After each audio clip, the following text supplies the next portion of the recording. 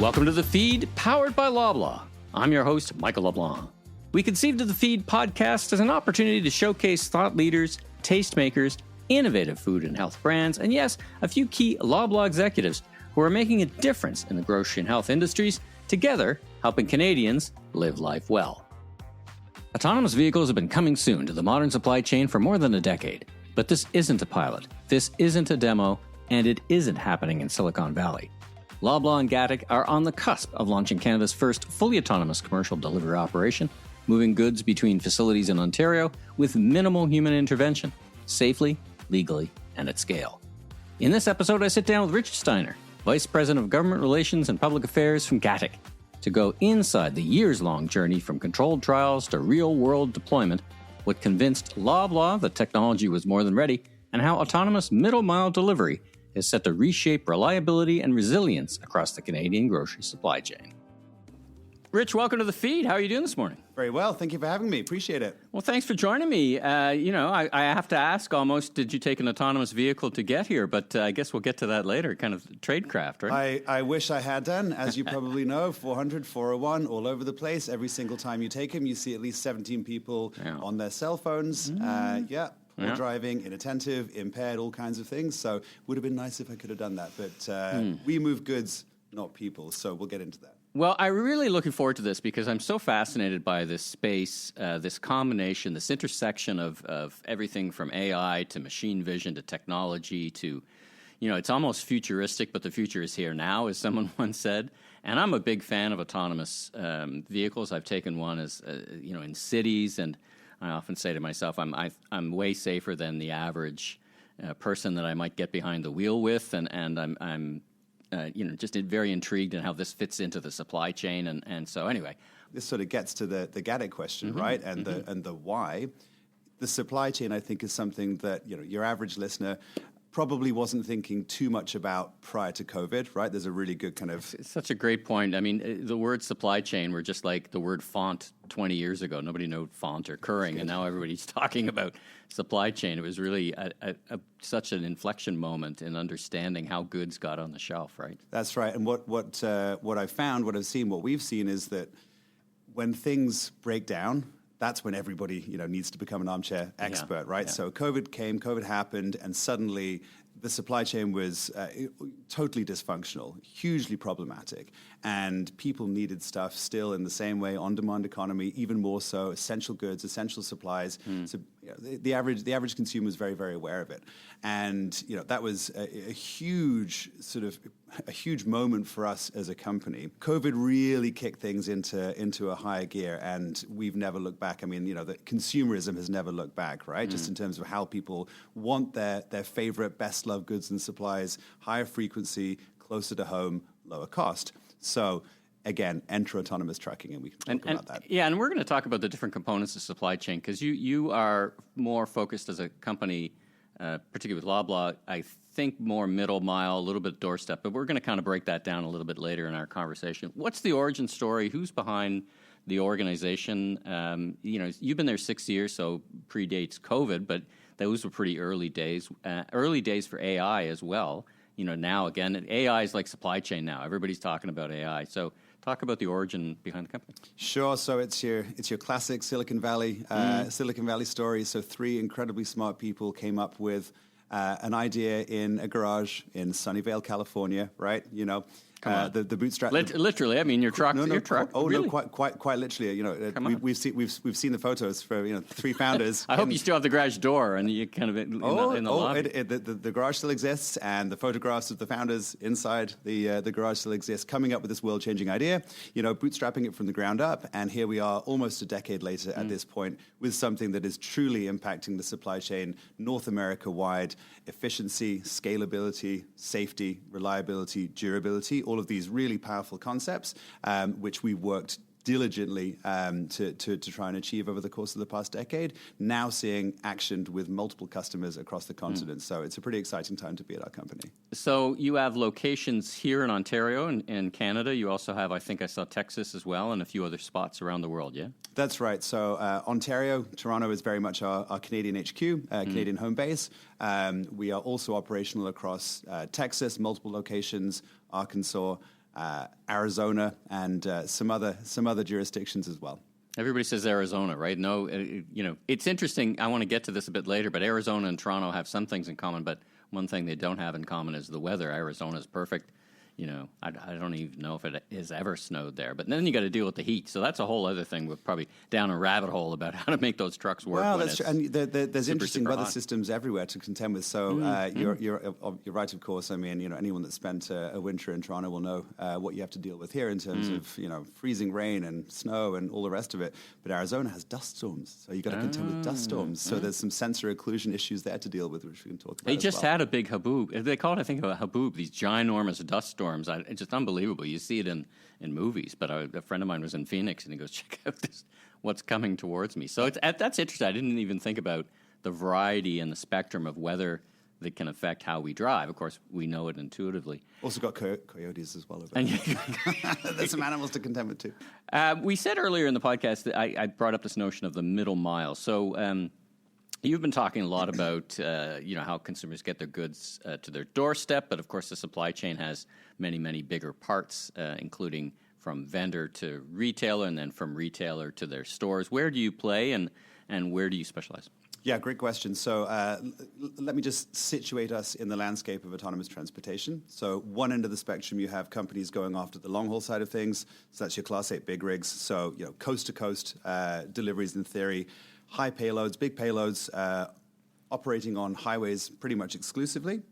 On the other end of the spectrum, you have what's called B2C applications of the technology. So delivering a small payload, small package, lower speeds on public roads, but lower speeds. Business to consumer, just for the listener. B2C. Thank you. Business to consumer. So delivering a pizza or a bag of groceries, for example, to a consumer's doorstep. So that's a direct to household delivery. So those are the two ends of the spectrum.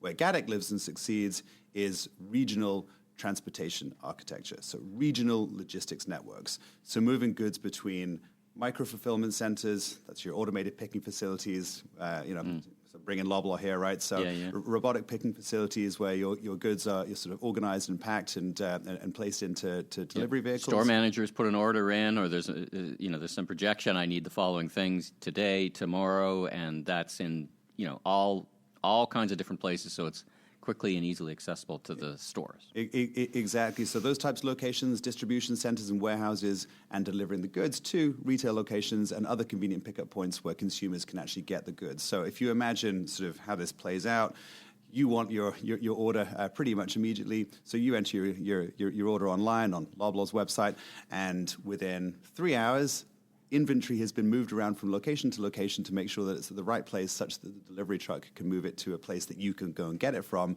That's where we come in. So Gatik picks up the goods, takes it to your local retail store, and that's where you grab your goods by, say, 10, 11 o'clock in the morning. Okay, so now we've kind of laid the groundwork, so to speak, plowed the road, if I can, use a lot of metaphors about moving goods. Carry on. Let's change gears for a little bit. Let's talk about the technology that powers what you do. Were there any kind of particular breakthroughs? Lately, we've been hearing about this agentic AI, machine vision, but your genesis of your company goes back a few years. What is it? Is it compute power? What are the things that make this technology happen? So the automating driving system, the technology which powers Gatik's autonomous trucks, that's what we develop in-house. So that's our proprietary software. We integrate that software with what we call an off-the-shelf sensor suite, if you like, by way of the fact that we work with the globe's best and brightest in terms of LiDAR, camera, radar, GNSS. So for anyone that's less familiar with this technology, so LiDAR essentially sends out a significant number of laser beams at a very high rate, which bounce off stationary and moving objects, send back that laser beam to our vehicle so that the vehicle can situate itself. Creates point clouds so that we can see everything around it. Okay. Radar, is that what helps them detect like a coyote or a raccoon or something like that?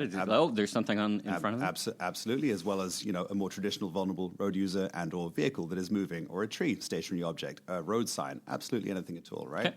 Radar as well, but best used similarly, but of course helps when there are foggy conditions, for example, where LiDAR might struggle slightly. Radar can use sound in a similar way to bounce back to our vehicle again, help place the vehicle in its surroundings so that it can operate safely. GNSS for global positioning, and cameras, of course, essentially acting like our cameras, eyes. like Yeah, cameras. Exactly, so that the vehicle can see. And all of this technology combined, I'm not an engineer, as you know, so I'll give you the layman's description of what I've just said. We can see about the length of 6 football fields, day or night, 360 degrees. Wow. Okay? No matter what the weather. So even if you get a dust storm or you get a snowstorm, the combination of these things can see through that. Very powerful technology, which ensures that our vehicles have such a significantly greater capacity to see and operate and deliver more safely than, frankly, a human being would be capable of. If you think about the range of perception and the length of vision that we have, there are no blind spots around our vehicle, right? Not to mention we take an incredibly defensive style of driving, and everything that we do within the context of our use case is structured for safety. So I'll talk a little bit about that because it's important. When we say regional logistics architecture, what do I really mean? Is that like no left turns kind of thing? Is that factor into it? Left turns are fair game. However,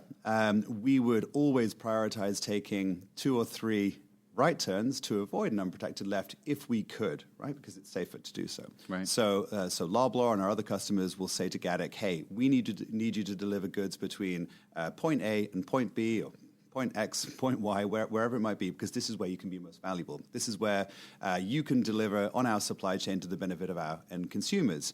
We choose the route that we take to optimize for safety. So to your point, we can take an unprotected left perfectly well. However, if there's an opportunity to avoid it by taking more right turns, it doesn't matter to the bags of groceries in the back of the truck if the route takes 7 minutes longer, for example. So safety's priority. Second is efficiency, if we call it efficiency. You know, we've gone 15 minutes into this, and I think we should pause and talk about autonomous delivery and what we're actually talking about here. This is, and now you operate around the world, so there's probably different, we'll get to this, regulatory regimes about how this happens. But in essence, we're talking about a truck that drives itself, and there's no driver in that truck. There may be talk me through that. So in Ontario, where we are today, in Canada, how does it work? Right. So, well, first of all, let me talk about the regulatory environment. So we have worked very, very closely with the Ministry of Transportation of Ontario for many years at this point. We first deployed with Loblaw back at the end of 2019, expanded the partnership with Loblaw to multiple vehicles in 2021. So we've been operating for some considerable time on public roads here. So working very closely with the regulators who oversee all interactions with autonomous vehicle companies like ours is front and center. There's a really well-structured and robust regulatory regime here in Ontario now, not just for smaller classes of vehicles, but also for larger autonomous commercial motor vehicles. That program went live in August of this year, and it's under that program that Gatik will be deploying 50 trucks for Loblaw, which is the largest single deployment of autonomous vehicles, trucks, anywhere across the continent. So it's a hugely proud moment for our partnership with Loblaw. And these are mid-size vehicles, like middle-mile mid-size vehicles. These aren't the 53-foot trailers that you're describing. That's correct. Vehicles, so right? Medium duty. So we integrate our technology into Isuzu vehicle platforms. Great partnership for us there with Isuzu. They've been best in class for medium duty trucks for 100 years or so. So partnership there came together very quickly, but the deployment of 50 medium-duty trucks, Gatik and Loblaw, expanding across the GTA, making sure ultimately that millions of Loblaw's consumers are benefiting from the safety, supply chain, and reliability benefits across the supply chain of what we're doing together is really huge for us. Now, is there a safety driver in these vehicles today? I mean, there's probably parts of the world where there's not. I've been in vehicles in Vegas where there's no safety driver, or San Francisco, but how does it work here? Yeah, so it's a very structured approach that we take to deploying driverless. I'll sort of walk you through it, at a high level. We undertake millions of miles in simulation, accounting for all possibilities within the operating environment where we deploy our vehicles. So many possibilities. Like I was driving here, and I'm thinking all the things that we as humans deal with. From first responders behind us going in a different direction to suddenly, it's us as the problem, right? People suddenly doing unexpected left turns or doing some strange things. What do you call them? Edge cases, right? You even got to get out to the craziest of edge case and anticipate edge cases. What are the things that can happen on the outs that almost never happen, but every now and then, 1 in a million times do. The unusual edge cases are the most challenging things, right, for robots to deal with, as just as they are for humans to deal with. Yeah, sure. So we undertake significant simulation testing to make sure that we cover our bases there before moving into private closed course track testing with a human operator on board. So that's testing the autonomous system with a human being behind the wheel of the vehicle in autonomous mode in a private testing capacity before finally deploying on public roads with a human operator still behind the wheel of the vehicle in case there should be a need for intervention, before then finally phase 4, operating autonomously, so that's no driver behind the wheel. And we first deployed driverless with Loblaw back in 2022. We were the first company to deploy an autonomous transportation fleet with a retailer anywhere in the nation. So it was a very proud moment then back in 2022 for Gatik and Loblaw, and frankly for Ontario and for Canada itself. How did the relationship start with Loblaw? A big company, of course, you would be saying who would be a great partner around the world, and how did it come to pass? I think, and I say this in all humility, I think it came together very quickly because, as I mentioned before, consumers are very demanding. You need more trucks, more trips, and more drivers on the regional logistics networks now to make sure that consumer demand is well met. And Gatik is the only game in town as far as autonomy on those regional transportation networks is concerned. So Loblaw really needed support in that respect, just to make sure that we were able to bolster the existing workforce and help to augment the transportation networks within that short-haul regional supply chain portion of what Loblaw is doing. And so... And to Gatik, right, is the only party in town that's capable of doing it. Yeah, and this is a really important point, Michael, just in terms of where the idea for the company, where the thesis came from, right? We spent a long, long time working with Loblaw and with other customers around the continent to say, where are you feeling the most acute pain points in your transportation networks? Is it long haul? Is it the B2C, the end portion, or is it that middle mile, the regional portion? And we heard time and time again, it's the regional portion. That's where we're struggling. That's where we need the most support. So that's how the partnership came together very quickly. And that's been our bread and butter. That's where we live and succeed. Walk me through an average day for the fleet. Gassed up somewhere, and where is it deployed? How does it work? And just what does an average day look like for your autonomous vehicles? Well, first of all, I want to stress the intensive safety checks and balances that go into any truck before assessing any truck before it even hits the road. So there's a huge portion of work that goes into making sure that there is a zero fault or zero defect deployment, as it were, and that's for every single truck that takes off. That's not quite the right expression. That starts its journey every day. Even like a human driver would circle the vehicle, tap all the tires, and do all the kind of basic stuff to make sure the vehicle there's the absolute, it's still a mechanical vehicle, right, in certain respects. So there's still the kicking of the tires, as it were, quote unquote, those portions of vehicle maintenance checks that have to happen. And then there's, of course, checking every aspect of the autonomous system as well. Huge amount of diagnostics that go into this. So once the vehicle is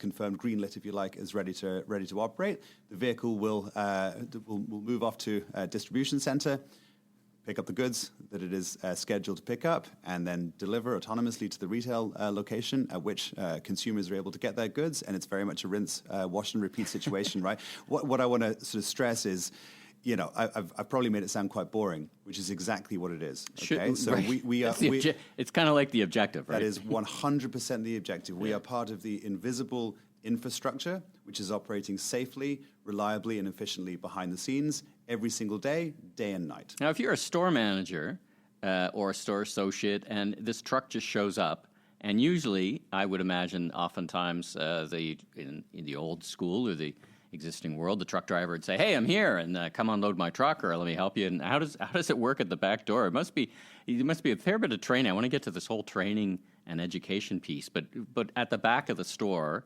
And at the warehouses, what kind of training goes on with the associates? Well, a significant amount of training for sure, but let me talk about just your question quickly. How do folks know? So we have developed our own transportation management software, warehouse management software, such that we integrate very seamlessly with our customer supply chain. So long before our vehicle even arrives at a retail location for a drop-off, store associates and managers are able to view on an iPad exactly where our truck is, what temperature the goods are at, when we'll be arriving, all of these data points coming through in real time. So even putting the autonomous portion to one side for a second, it's a really high level of visibility that folks have on exactly where the goods are, what's in the trucks, when they're going to be arriving. So folks at the other end can plan accordingly. So it's a really seamless process. To the education piece, absolutely, we work closely with Loblaw and other customers to ensure that there are no surprises. That's the biggest part of my job, and that's extensively across the board. The excitement of ensuring no surprises, right? Wow, it's exciting. It's an exciting part of my job to ensure no surprises. Working with customers, working with government stakeholders, both at the provincial and federal level, or state and federal level, to ensure everybody knows exactly how we operate, our approach to safety, where we're operating, how we do things, why we go about taking the rigorous approach to safety that we do. And again, no surprises. So everybody's aware of what we're doing. We've talked about operating in Ontario. Are you talking to other provinces, municipalities at the federal level? We have listeners from coast to coast. When can they expect the same kind of autonomous vehicles on their roads? Great question. So I've got to say Ontario is certainly leading the way as far as an innovative and progressive autonomous trucking friendly environment is concerned in Canada. However, other provinces, let's say... move at their own pace. I was going to say they're looking to Ontario to say, okay, well, now we have a well-structured program in Ontario. Sure. How can we emulate that in an effective way that works for us in Saskatchewan or Alberta or BC, wherever it might be? Right. So I would say watch this space. It's coming. Ontario leading the way in Canada, certainly. There's a lot of interesting activity happening at the federal level as well. Ultimately, from my perspective, and I don't want to do myself out of a job here, but as important as it is today to be working in Canada at the provincial level, in the US at the state level, because that's ultimately where the large majority of the autonomous vehicle regulations are centered. It'll be great to see in Canada and frankly the US as well one day a universal legislative and regulatory regime for autonomous vehicles. Again, I don't want to do myself out of a load of work at the provinces and state levels. I'm not really worried that in your lifetime that will be an issue. I mean, in my experience of being an advocate, it's the challenge for retailers is different regimes in different provinces cause the most amount of grief. You cross a border, you're very close to crossing a border, and now there's suddenly a slightly different regime or a slightly different thing. So that harmonization is so important across the provinces and across the states, I'm sure. So that working at that kind of harmonization level, that's right. And you raised an interesting point. Although it's not happening today, at least not to the best of my knowledge, and I'm pretty sure we would know, the interborder, right? The cross-border transportation autonomously of goods. So sure. This is a... It's not hard to imagine, though. Like in a city like Ottawa, you're literally across the street from Quebec. It's not unusual to have Winnipeg and or Manitoba and Ontario or whatever. There will be Canada. The Atlantic provinces. There will be Canada-U.S. Autonomous transportation before too long. Mark my words. It'll certainly happen. We haven't needed to look at that just yet, but it's certainly something that will come down the line. In the last couple of minutes with you, I wanted to understand this from the consumer's perspective, from people's perspective, seeing these vehicles on the road. And I was watching a bit of video on your site, and you had in the room, I think it was you were actually in the video, you had a number of first responders, and I got to thinking, oh my God, I didn't think about that. When you pull over this vehicle and there's no one in there, or how does the vehicle detect the difference between, does it learn to pull over, and just what's the experience, and what has been your experience when people see that there's this truck out there's nobody behind the wheel, maybe they're a bit nervous. How do you manage all that? So talk about first responder stuff. Truck's in an accident, maybe it's behind an accident, and suddenly there's no driver. Who do they call? Like, how do you manage all that at the provincial level, at the city level? Well, there's a huge amount of groundwork that goes into ensuring that first responders, so police, firefighters, EMS, our emergency medical services, that is, are well-trained on everything that we do. We hold in-person training sessions, not just once. This is not like a one-stop shop. This is again and again and again to ensure that everybody within the jurisdictions in which we operate understand our technology. They understand how to, for example, interact with one of our autonomous vehicles, how our autonomous vehicles interact with them, how we respond to or recognize flashing lights or sirens, what a police officer might want to do or have to do if they wish to pull over our vehicle for any particular reason, and or should there be an incident that our truck is close to, for example, how might we respond to that? How do we interact with unexpected roadworks? All these types of questions. So vast amount of training and education that goes into that, undertaken by our head of first responder engagement and his team. So there's a huge network of stakeholder interactions that take place even before we operate on public roads to ensure that there's a level of comfort and a high level of knowledge with how we operate. So it's a lot of work, but we don't cut corners when it comes to first responder engagement. Last night I was coming home, and of course it is the season here, and so the police have started setting up roadblocks to check for sobriety and things like that. And I was just imagining, looking forward to our discussion today, that the vehicle pulls up and there's actually no driver. So I guess every police officer would know that, oh my goodness, this is an autonomous vehicle, or they'd have that kind of briefing and know what to do. It got me thinking of all these fascinating things. Couple of great points there. You're right. So Christmas is coming, holiday season is coming. So number one, this is, as we know, this is you're in retail. This is the busiest time for the retail sector, right? So our trucks in this busy holiday season will really be helping to augment our customers' supply chains, help to ensure speedy, safe, reliable durability, throughout the holiday season. Make sure folks get the stuff that they want, where they want it, when they want it. Number two, as far as the police checks are concerned, robot trucks don't drive impaired. They don't drive tired. They don't drive distracted. They don't have an emotional discussion with their partner about the mortgage before they leave the house and then have some issues on the road. It's a very, very consistent, safe approach to operations. So frankly, the first responder community with whom we engage extensively across the continent, we've received nothing but glowing reports. Oh, I mean, they want to see safety on the highways that they manage, right? You ask any cop what's the worst place they could possibly stand, during their day before they go home to their families. It's stuck on a highway with vehicles speeding along, right close by. And all they want is, because they've had to deal with an incident, right? All they want to see is improved safety on Canadian roadways and U.S. roadways. So helping to enhance safety is one of the biggest feathers in our cap, certainly. And for that reason, we've made some very, very good friends amongst the first responder community. Yeah, fantastic. Last question, and I guess it's a funny question for such a fast-moving organization. But what's next? I'd imagine, expansion. We've already talked about a few things that are what's next on a pragmatic perspective, expansion across territories and whatever. But, is there new technology? Is it expansion to other areas? What's next for Gatik? Yeah, so I mentioned the expansion of our partnership with Loblaw, of course, 50 trucks across the GTA, which is a huge step forward, a huge milestone for autonomous transportation in Ontario and across the nation, frankly.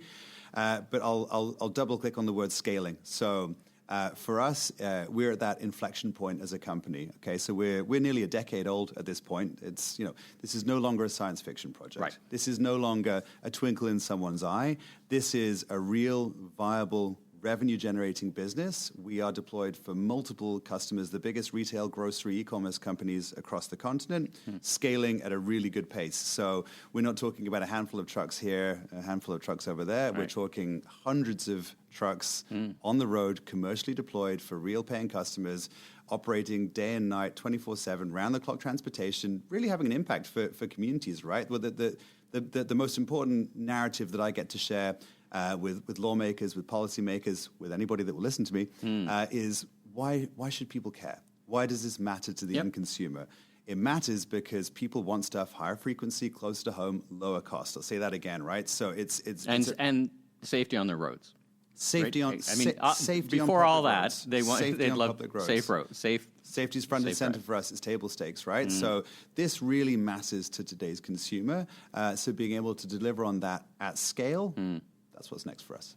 Well, Rich, it's been such a fascinating conversation. I've been looking forward to it for quite a while. Congratulations on everything you and the team have been able to accomplish, and I look forward to expansion of that. I look forward to seeing one of those vehicles on the road. I'm going to keep my eye out, and while we've been talking, we've been seeing some of those vehicles moving around on video, and we're going to just look for those in the province. And once again, thanks for joining me here on the feed. It's been an absolute pleasure. Thanks for having me. Thanks for tuning in. If you like this episode, be sure and follow us and give us a 5-star review in your favorite podcast app, and tell your friends and colleagues all about us. New episodes of The Feed, powered by Loblaw, will show up regularly on your favorite podcast app. and on our YouTube page, where you can watch the full video of each episode at The Feed, powered by Loblaw. I'm Michael LeBlanc, consumer retail growth consultant, keynote speaker, and producer, and host of a series of retail trade podcasts. You can learn even more about me on LinkedIn. Safe travels, everyone.